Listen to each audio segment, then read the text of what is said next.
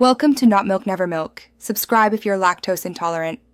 You begin by confirming prerequisites: an Apple Watch with cellular capability and your paired iPhone updated and nearby. Once done, contact your carrier to add a watch plan or enable eSIM. This is required because the watch shares a number and data plan. Now, open the watch app on your iPhone and tap Cellular. Follow prompts to start activation. Move deliberately. Carrier setup often needs authentication, so have your account password and billing details ready. Next, in the watch app you tap Cellular, then set up Cellular and choose your carrier. You will authenticate, enter your account credentials, accept terms, and select the specific watch plan or line.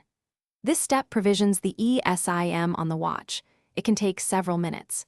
Make sure both iPhone and watch stay close, with Bluetooth and Wi-Fi active, because the devices exchange registration info.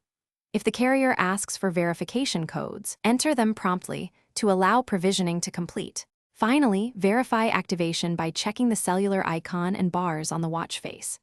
To confirm full service, step away from your iPhone and make a call or stream a song. This proves standby cellular is working. If the watch shows no service, try toggling cellular off and on in the watch app, then restart both devices. This often clears provisioning glitches. If problems persist, contact your carrier for eSIM activation status, because most lingering failures are carrier-side and require their intervention. Thanks for watching. If this was helpful, leave a like and consider subscribing. See you next time.